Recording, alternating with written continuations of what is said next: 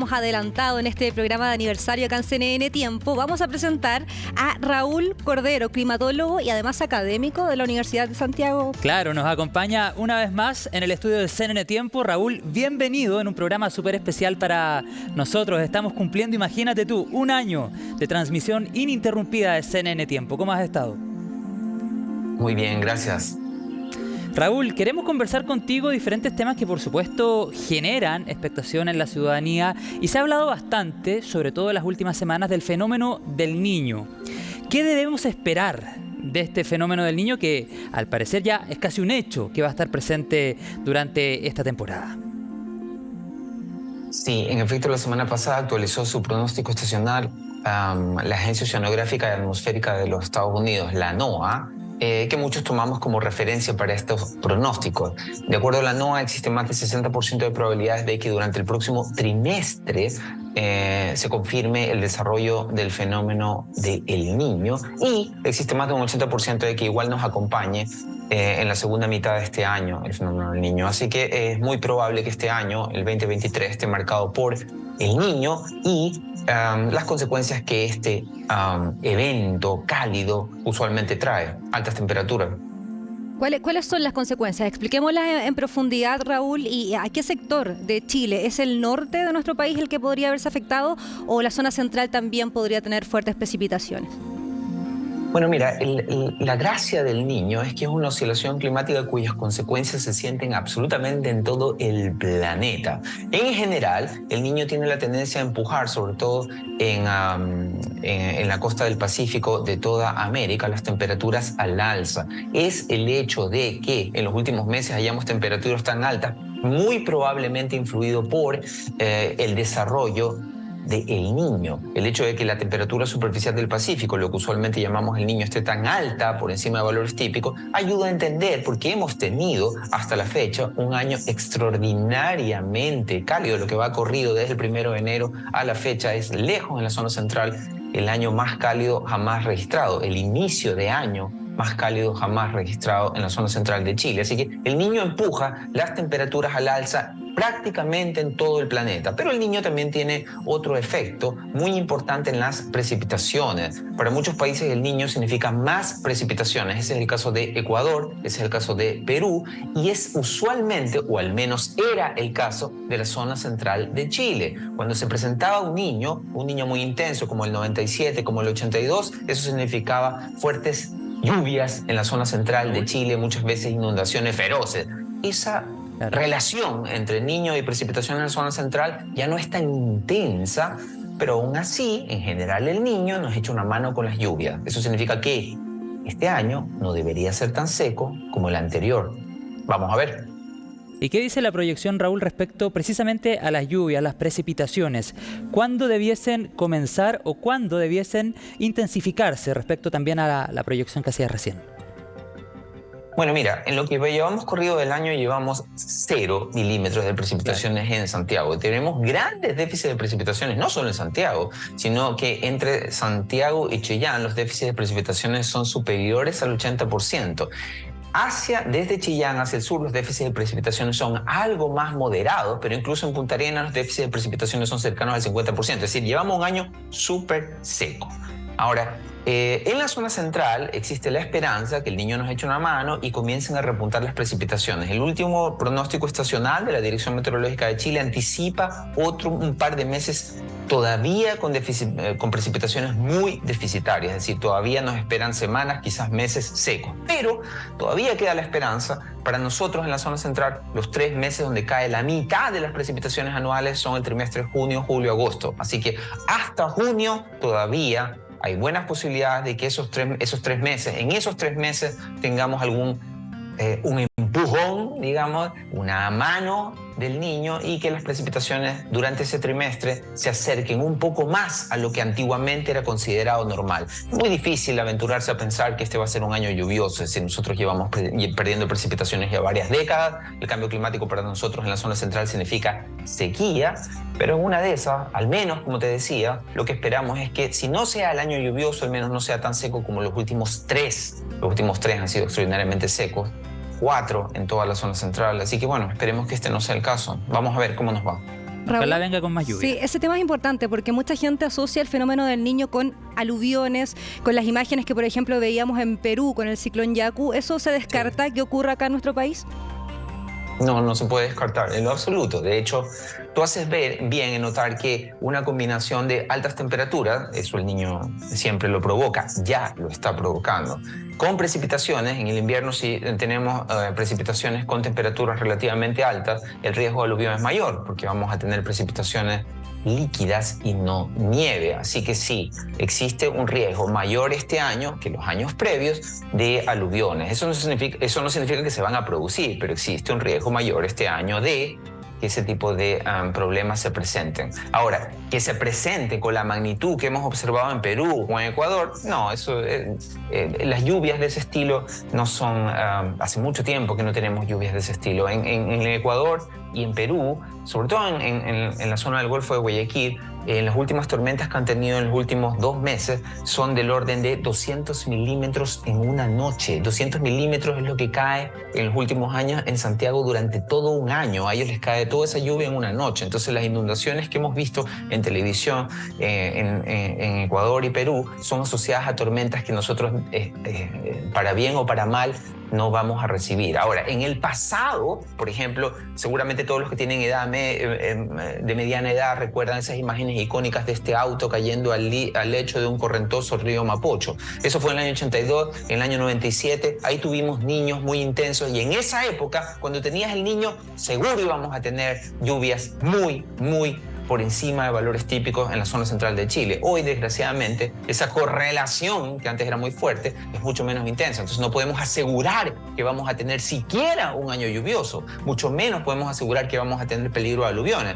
Pero claro, si lo comparas con los años más secos, los últimos 3 o 4 que han sido extraordinariamente secos, claro, este año, como se espera que haya un poco más de lluvia, hay un poco más de riesgo. Pero nosotros no esperamos de ninguna manera escenas dantescas como las que desgraciadamente se han visto en Perú. Raúl, y si tuviéramos que aterrizar para llevar información a todas las personas que nos están viendo desde diferentes territorios de nuestro país, algo tú nos decías fuera de micrófono, antes de comenzar la entrevista, de las zonas por las cuales podemos ir dividiendo el territorio nacional. Por ejemplo, en la zona norte, en la zona centro, en la zona sur, ¿cuáles podrían ser las consecuencias, en términos generales, por supuesto, del fenómeno del Niño pensando en los próximos meses, pensando en el invierno 2023? Bueno, en general, el Niño, como te decía, tiene un alcance global, pero la zona más afectada es la que está más cerca del Ecuador. Mientras más cerca del trópico, la zona que está más cálida del Océano Pacífico, mayores son los potenciales efectos. Eso significa que existe el riesgo de tener precipitaciones fuera de estación. Tú sabes, durante el invierno no hay precipitaciones en el extremo norte del país. Te fijas, las precipitaciones en el extremo norte del país son en general en enero y febrero durante el invierno. ¿Podría pasar ahora? Claro. Existe la posibilidad de que eso suceda. Por supuesto, es una posibilidad. La probabilidad es baja, pero es mayor que la que existe en un año normal, cuando el Pacífico no está tan cálido como este año. De hecho, hubieron el mes pasado, hace un par de semanas, precipitaciones en las zonas costeras de la región de Antofagasta que estaban absolutamente fuera de estación, ya después del invierno altiplánico, y no se originaron como normalmente sucede en esa región, en precipitaciones producto de masas de aire cálido y húmedo transportado desde el Amazonas, sino que vino esa masa de aire cálido que causó esas precipitaciones desde el Pacífico. Así que ese tipo de precipitaciones, como te decía, ni remotamente tan intensas como las que se han visto en Perú, pero sí existe la posibilidad de que se den. Como en el norte de Chile no estamos acostumbrados a eso, bueno, existen riesgos mayores este año que otros años. En la zona central, ya lo conversamos, esperamos que haya precipitaciones. En el extremo sur del país, el Niño tiene efectos. Esa zona, las precipitaciones dependen más que del Niño de lo que suceda en la Antártica, de la famosa oscilación antártica. Así que esa zona, digamos, es otra historia. No debería el Niño tocarlo demasiado, así que para ellos las cosas están relacionadas más con la Antártica. Pero del centro y el norte del país hay que tener un ojo puesto en posibles precipitaciones. ¿Te fijas? Ojalá en la zona central un poco más intensa de lo habitual, pero bueno, vamos a ver cómo nos va. Raúl, y hablando de la zona sur y la zona austral, lo que tú señalabas y el vínculo que tiene con la Antártica, ¿se podrían recuperar los niveles de lluvia en esa zona en nuestro país, pensando que también están enfrentados a una sequía allá? Sí, el año ha comenzado extraordinariamente malo.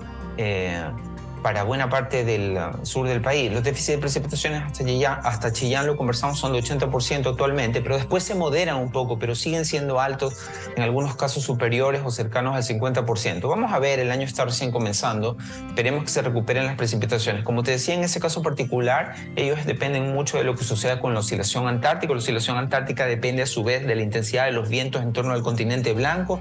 En los últimos meses, más bien, en los últimos años, hemos tenido vientos muy intensos en el continente, en torno al continente antártico. Eso que sucede en Antártica rebota en las precipitaciones en la zona austral del país. En los últimos años hemos tenido déficits importantes de precipitaciones en la zona austral del país, al mismo tiempo déficits extraordinarios, récord de superficie cubierta por hielo marino en Antártica. Esas dos cosas están conectadas. No tenemos tanta claridad por qué en los últimos años se ha producido una intensificación de los vientos en torno a la Antártica. ¿Por qué valores positivos en la oscilación antártica de C1 de manera tan persistente? No tenemos tanta claridad, es una cosa que está bajo investigación. Pero mientras los valores positivos de la oscilación antártica persistan, bueno, eso significa menos tormentas desprendidas de el océano austral que logran alcanzar la zona sur del país. Aún así existe todavía la esperanza, como te digo, que las precipitaciones reboten un poco, pero esa zona depende más de esa oscilación antártica que del Niño. Las dos cosas, por supuesto, están relacionadas, todo en estas cosas está relacionado, pero bueno, sobre lo que sucede en el sur del país hay más incertidumbre que lo que sucede en la zona central. En la zona central todavía tenemos la esperanza de que este no sea un año tan seco. Otra vez, no significa que vaya a ser lluvioso, no significa que vayamos a tener lluvias torrenciales tipo Perú o Ecuador, pero al menos sí tenemos la esperanza de que este no sea un año tan lluvioso. La última vez que tuvimos el Niño costero, el 2017, fue el año más lluvioso desde que comenzó la larga e intensa sequía. No fue un año lluvioso, pero al menos no fue tan seco como el 2019, no fue tan seco como el 2021 o el 2022. Esperemos que caigan, como el 2017, unos 280 milímetros, como el 2017 cayeron en Santiago. Vamos a ver cómo nos va. Bueno, vamos a estar muy pendientes a eso, pero qué importante, Raúl y Dani, hablar de la Antártica. Y bueno, en esfuerzo de producción, nuestro entrevistado se trasladó a la Antártica a propósito del fondo, como lo vemos ahí. Pero Raúl, qué interesante hablar del impacto que tiene este territorio, el continente blanco, no solo en el extremo sur del Chile continental, sino en otras partes de nuestro territorio y en otras partes del mundo también. Lo que sucede en la Antártica es fundamental, ¿verdad? Sí, claro, sí, la Antártica es un agente climático global. La desestabilización de cualquier variable climática en la Antártica tiene consecuencias para todo el planeta, pero muy particularmente para los países que son más cercanos a la Antártica, y el país más cercano a la Antártica es Chile. Así que, en buena medida, los cambios en la composición atmosférica antártica que comenzaron en la década de los 80 con la pérdida de ozono nos han estado robando precipitaciones. La década de los 80, la década de los 90, nosotros ya comenzamos a perder lluvia, y ahí el cambio climático no era tan fuerte como ahora. Así que fue el agujero de ozono y estos cambios en la composición atmosférica antártica las que intervinieron, sobre todo en la pérdida de precipitaciones que comenzaron en la década de los 80 hasta inicios de este siglo. En las últimas 2 décadas ya es el cambio climático el que ha tomado, entre comillas, la posta, y esa combinación, te fijas, de estar como sándwich entre oscilaciones climáticas tropicales, el Niño, la Niña, entre la oscilación antártica en el sur, te fijas, y el cambio climático. Bueno, es una combinación que nos ha dejado, bueno, sufriendo lo que ahora sufrimos. No solamente la pérdida sistemática de precipitaciones, sino fuertes problemas para hacer pronósticos estacionales. Te fijas que como que hablamos, tenemos la esperanza de que llueva, no estamos seguros. Antiguamente era mucho más sencillo, pero ahora estamos, como te digo, atrapados entre cosas que desgraciadamente no entendemos bien. No tenemos claridad respecto a qué es lo que le produce el cambio climático a el Niño y la Niña, y no tenemos claridad de cuál es el efecto del cambio climático en la oscilación antártica. Así que estamos más o menos complicados en lo que se refiere a hacer pronóstico. Lo que sí sabemos es que si no controlamos los cambios en la atmósfera, si es que no controlamos el calentamiento global, la situación solamente puede empeorar. Claro. Bueno, un importante llamado. Lo importante es tener estas conversaciones tan didácticas con expertos y profesionales como Raúl. Le agradecemos como siempre, porque él es un invitado frecuente a CNN Tiempo, así que muy buena esta explicación como siempre. Para la próxima, Raúl Cordero, climatólogo, académico de la USACH. Sí, muchas gracias. Muchas gracias, Raúl, por esa felicitación. Que tengas una buena tarde. Gracias.